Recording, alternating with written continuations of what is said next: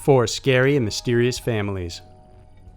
A single serial killer is troublesome enough, but when the killings turn out to be a family affair, it brings sinister to a whole new level. The 4 stories on this list are terrifying because they're real. Whether siblings, relatives, or the entire clan, these are 4 scary and mysterious families. Number 4. The Bloody Benders. From 1871 to 1873, Labette County in Kansas was home to a family called the Benders. John Bender Sr., or Pa Bender, was around 60 years old at the time. He was of German descent and spoke little English, if any at all. His wife Elvira was 55 and was known as the she-devil by her neighbors because she was very cold and unfriendly. Their 25-year-old son, John Jr., was considered handsome with his auburn hair. He spoke English fluently, but with a German accent, but neighbors considered him a half-wit since he would often be seen laughing all by himself. Kate Bender, the muse of the family, was a bit of a charmer. She was beautiful, pleasant, and spoke fluent English without an accent at all. She was a self-proclaimed psychic and healer, often distributing her flyers and advocating free love. It was because of her that the Bender family's general store and Wayside Inn became as popular as it did. But what set this family apart was their blood-curdling predilection towards killing. Although the story differs depending on the source, it's believed that in 1872 a man named George Launcher and his baby stopped by the Bender's Wayside Inn while heading west. He was on his way to the home of Dr. William York in Iowa, but he never showed up. Dr. York was concerned when his friend didn't visit and decided to track back his path. He found out that George had stayed at the Bender's Inn and decided to ask there. However, he too was never heard from ever again. In other versions, Dr. York was said to be a regular customer of Kate Bender, and it was during his second visit there that he eventually did not return home. Whichever version it is, it was Dr. York's disappearance in 1873 that unmasked the Benders' deception. Prior to his trip, Dr. York informed his brother, Colonel York, of Fort Scott about his destination. When he didn't return, the colonel looked for his brother in Labette County. He asked the Benders personally, and they said they hadn't seen him and that he must have been delayed or attacked by Indians. These were all plausible. Colonel York had his suspicions, but needed proof. He got it when on April 3rd, a woman fled the Bender home after being attacked by Elvira with knives. When pressed about it, Elvira became mad and said the woman was a witch who cursed her coffee. This revealed that even though touted as not understanding English, Elvira's grasp of the language was just fine. Soon rumors began swirling that Labette County was responsible for plenty of missing people. There were also suspicious skulls retrieved showing signs of murder. A town hall meeting was initiated where Colonel York and the town officials informed folks that individual home searches would be conducted. Despite his suspicions on them, no one watched the Benders, and when it was their turn for the home search, the family was nowhere to be found. When authorities looked over the property, a bad odor became noticeable and it was traced to a trap door. This was opened and it revealed that underneath the family room was a 6 by 7 foot crawl space. The entire floor was filled with crusted blood, and it was this stench that emanated as it seeped from the ground. They looked for bodies but couldn't find any. Then authorities turned to other areas around the property, particularly in the vegetable garden. It was here they found the bodies, including that of Dr. York. Many of the victims had been bashed in the head and showed signs of mutilation. There was at least one little girl killed as well. It's likely she was strangled or buried alive. It's believed that the Benders killed by inviting the guests for dinner and had them seated right over the trap door. As Kate distracted or entertained them, the males in the family would attack from behind the curtain and hit the guests over the head with a hammer. They would then be dropped down the trap door and allowed to bleed out. The victims were stripped of their belongings and buried in the Benders' lot after that. There were no obvious motives in the killings, as some of the travelers had little valuables with them. Instead, it's believed the Benders killed just for fun. After their deeds were uncovered, large vigilante groups formed and tried to follow the Benders' paths after they escaped. Reward money was offered, however to this day, there's no sufficient proof that the Benders were ever caught. Later on, various individuals were arrested and accused to be one or two of the Benders. However, no one was identified conclusively as a family member. Other accomplices in the murders were also arrested over time. In the end, it's believed the Benders killed more than 20 people during their stay in Labette County, but most likely more before that and several more after they went on the run. Number 3. The WESSONS. Born on August 22, 1946, Marcus Wesson was the eldest of 4 children. He grew up in a dysfunctional household, with his mother being a religious fanatic and his dad an abusive alcoholic. He joined the Army after leaving high school and was stationed in Europe for some time. After returning, Wesson started living together with a married woman named Rosemary Maturana and her children in San Jose, California. By 1974, Wesson married Elizabeth, Rosemary's daughter.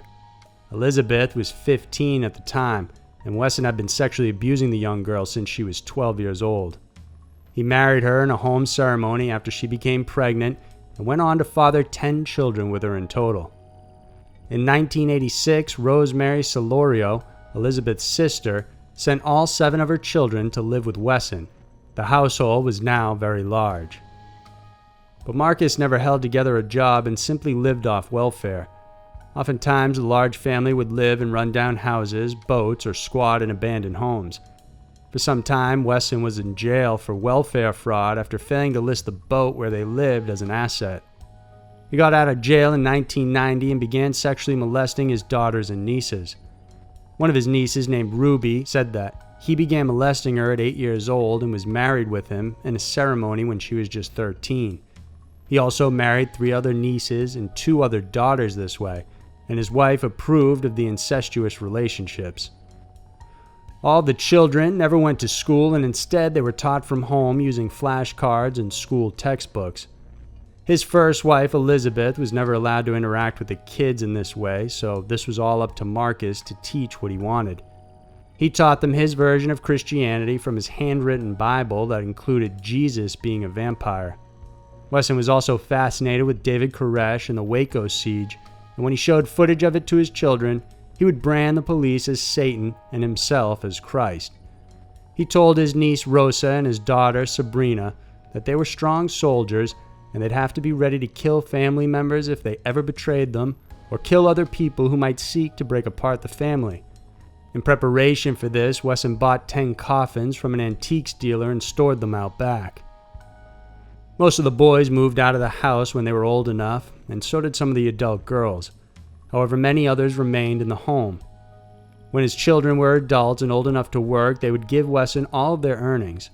This allowed them to buy a house in Fresno, California, where they all eventually lived. At their new home, authorities sought to evict the family because it wasn't a residential place, and this is what may have moved Wesson to commit his murders. On March 12, 2004, Ruby Ortiz and Sofina Solorio, nieces who had moved out of the household, had shown up at the home and wanted Wesson to give them back their children. He refused and there was a verbal altercation. The women left and came back with the police, but they had no legal right to enter the home. Shortly after this, Rosa Solorio and Mrs. Wesson came out and told them Marcus had a gun. The SWAT team was called in as well as reinforcements, and right when they were positioning themselves, Wesson came out of the house covered in blood and surrendered. When authorities entered the home, they found one room lined with 10 coffins, and in another room were the intertwined bodies of 9 of Wesson's children and nieces. 2 of them were his daughters, including Sabrina, believed to be the one that actually pulled the trigger. The rest were his nieces, all under 8 years old. Everyone was killed with a single gunshot wound straight through the eyes. Even though Wesson didn't do the actual killing, he was sentenced and convicted on 9 counts of first-degree murder along with forcible rape and molestation of his daughters and nieces. He was sentenced to death on June 27, 2005, and currently sits on death row. Number 2. The BRILEY brothers. It was 1979 when brothers Linwood, James Jr., and Anthony BRILEY terrorized the town of Richmond, Virginia, when they went on a random killing spree for 7 months. Growing up, the boys were known to always be willing to lend a helping hand and were polite and helpful in their community. However, their classmates had a bit of a different opinion on them, because in school they were bullies. They didn't even care when authority figures punished them. The only person the boys feared seemed to be their father, James Sr. But by the time they had become teenagers, their parents separated amicably, and even James Sr. began fearing his own children. He realized Linwood, the eldest, was having a huge influence on the boys, and James Sr. began locking his door at night with a deadbolt because he didn't know what they might do. It was on January 28, 1971, when 16-year-old Linwood saw his longtime neighbor, Orlean Christian, hanging up her laundry. He didn't have any reason, but he went up to his bedroom from the second floor and aimed his gun towards her. He pulled the trigger, and it fired, and that killed her instantly. At first, for some reason, no one noticed she suffered a gunshot wound and simply thought she died from exhaustion or a heart attack. However, later on, relatives noticed a spot of blood on her dress and became suspicious. A second examination led to the discovery of the bullet, and when police investigated, they found that it was fired from Linwood's window. When he was arrested, the 16-year-old was emotionless and simply said, "I heard she had heart problems. She would have died soon anyway." He only served 1 year in jail for that murder. By 1979, the BRILEY gang began their killing spree, and it started on March 12th, when the group attacked the home of William and Virginia Butcher. They rushed into the home, overpowering the couple and tying them up in separate rooms. They ransacked the place and took all the valuables that they could find. Afterwards, the house was doused with gasoline and lit on fire, leaving the couple to die. But William managed to free himself and save his wife as well before it burned. They survived and are known to be the only survivors in the BRILEY brothers' path. The group continued to kill at random. They often went for home invasions, but sometimes would pick strangers from off the street. Some of the female victims were also raped before they were killed, and their last known crime was that of the Wilkersons, their longtime neighbors. The BRILEYs broke into the home of Harvey Wilkerson, raped his pregnant wife Judy before killing the family, including their 5-year-old son.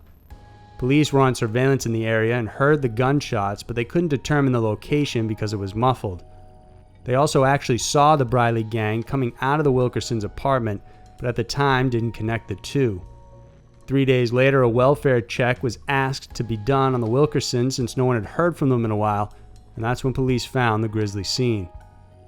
Since they saw the BRILEYs leave the apartment days prior, the boys then became the prime suspects. Linwood tried to make a run for it, but police eventually captured him, and with their ringleader in custody, the other 2 brothers then turned themselves in. Aside from the 3 of them, they also had an accomplice in 16-year-old Duncan Meekins. It was Meekins who entered a plea bargain and recounted everything he witnessed. It took investigators time to connect that the other murders and rapes were also the work of the BRILEY gang.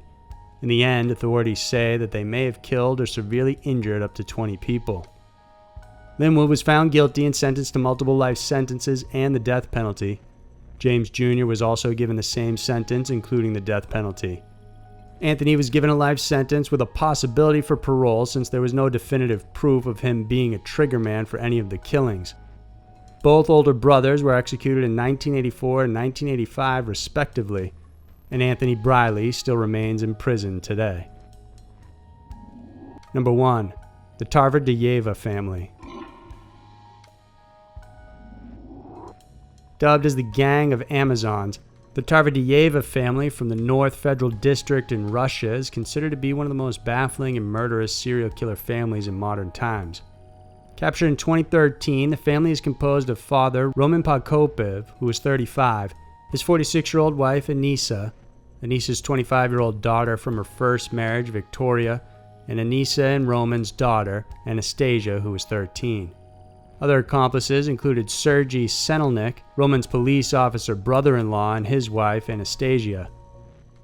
The family came from a well-to-do background, but it seems that didn't help in quenching their lust for blood. As a cover for their crimes, the family would go under the pretense of conducting out-of-town camping trips.